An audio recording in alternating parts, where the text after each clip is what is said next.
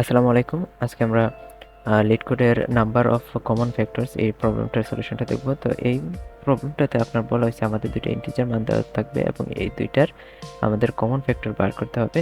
কয়টা common factor আছে? এখন কমন ফ্যাক্টর দ্বারা বোঝাইতেছে তারা সাধারণ গুণনীয়ক। একটা দুইটা সংখ্যার সাধারণ গুণনীয়ক তারা বাইর করতে বলছে।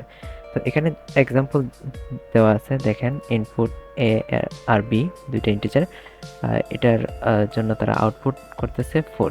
তো এখানে তারা এক্সপ্লেনেশনে দিচ্ছে যে common factor of factors of 12 and 6 আর 1 2 3 and 6। এখন আপনি দেখেন 1 1 2 3 6 এই চারটা নাম্বার দিয়ে আপনি 12 এবং 6 এর নিঃশেষে ভাগ করতে পারবেন। অর্থাৎ এই চারটা নাম্বার হইতেছে আপনার 12 আর 6 এর সাধারণ গুণনীয়ক। ঠিক আছে? তো এখন এখানে সংখ্যা কয়টা আছে? চারটা সাধারণ গুণনীয়ক আছে। ওই কারণে আপনার আউটপুটে দেখাইতেছে 4। সেম এটার ক্ষেত্রেও এখানে সাধারণ গুণনীয়ক হইতেছে 1 আর 5, টোটাল দুইটা নাম্বার, তাই আউটপুট দেখাইতেছে আপনার 2। তো এই প্রবলেমটার সলিউশনের ক্ষেত্রে আপনি একটা লুপ চালাইবেন।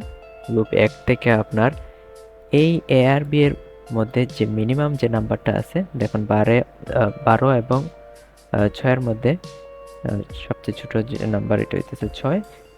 এই 6 পর্যন্ত আপনি 1 থেকে 6 পর্যন্ত একটা লুপ চালাইবেন। চালাইয়ে আপনার দেখবেন যে কোন কোন সংখ্যাগুলা এই দুইটা ইন্টিজার মানকে নিঃশেষে বিভাজ্য করতেছে, এবং ওইটা কাউন্টার, মানে একটা কাউন্টার আগে থেকে উপরে ফিক্স করে রাখবেন, 0 ডিক্লেয়ার করে রাখবেন এবং এক এক করে এটা মান বাড়াইবেন। তো এইটারই আপনি সহজে এভাবে যদি করেন তাহলে আপনার সবার সমাধানটা পাই যেতেছেন। আপনার এখানে দেখেন আমরা fmin ব্যবহার করছি। fmin ফাংশনটা more efficient to use rather than min function. fminটা আপনার আরো বড় বড় মান যেগুলো আছে এগুলার খুব অনায়াসেই মিনিমাম মানটা বের করে দিতে পারে উইথ লেস টাইম কমপ্লেক্সিটি। তো এই প্রবলেমটা এইভাবে যদি আপনি সলিউশন করেন আপনার সমাধান হয়ে যাবে। তো এখানে দেখেন সাবমিশন আপনার 100% আপনি বিট পাইবেন। তো এটা হচ্ছে আপনার জন্য এই প্রবলেমটার জন্য best code. Thank you for watching my video.